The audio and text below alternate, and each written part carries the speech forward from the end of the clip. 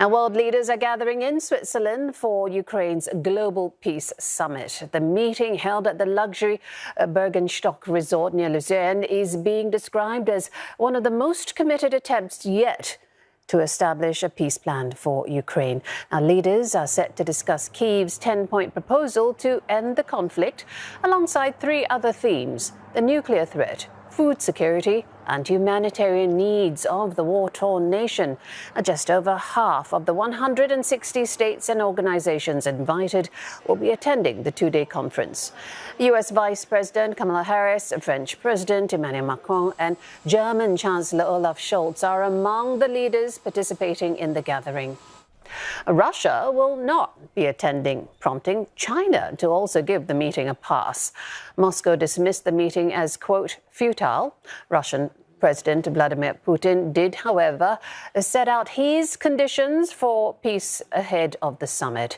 He says Moscow will end the war in Ukraine only if Kyiv agrees to drop its NATO ambitions and hand over the entirety of 4 provinces claimed by Moscow. Ukraine has rejected these demands, saying that it is tantamount to surrendering.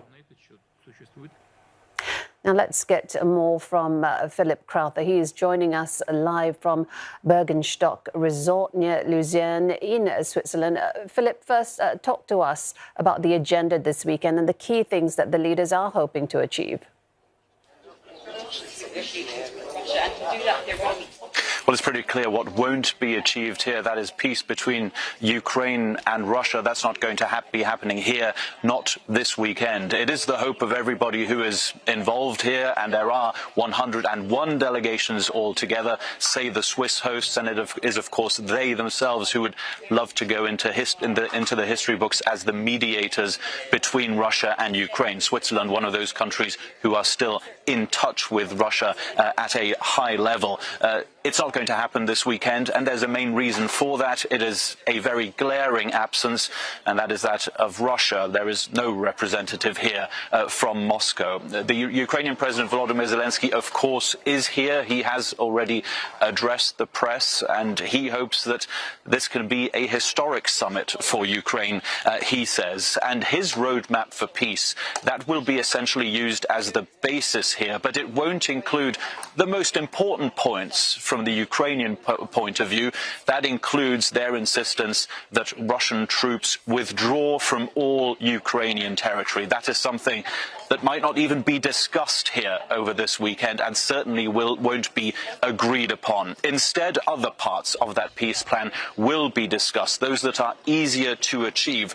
And here are 3 of them: the humanitarian aspect, humanitarian assistance, and the exchange of prisoners. We're also looking at nuclear safety, the end of the Russian bombing of nuclear energy infrastructure in Ukraine, but then also food security. And we're looking there at the guarantee of grain exports from Ukraine that are so important for food safety worldwide. These are the aspects that will be discussed concretely here at this luxury resort over the next 2 days. Philip, not just Russia, China also giving it a miss. Do you think the absence of these 2 countries might impact what can be achieved at the summit?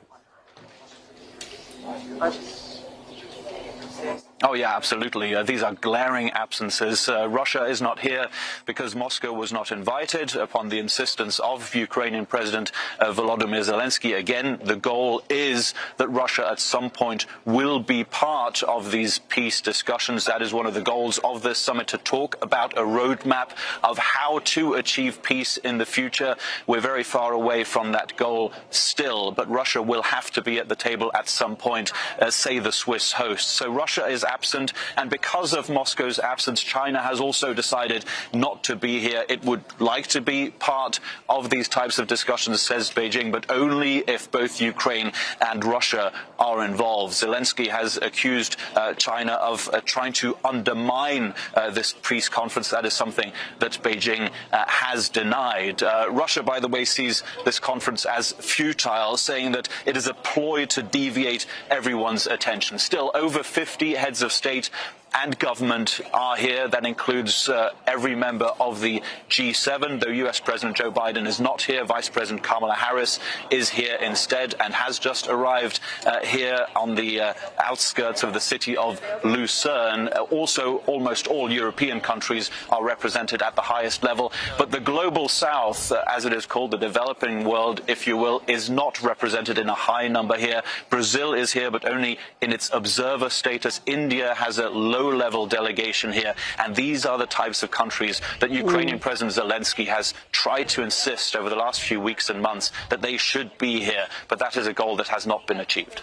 Yeah, just over half the invitees attending, as we mentioned earlier. Philip Crowther, thank you so much, reporting live there from Switzerland.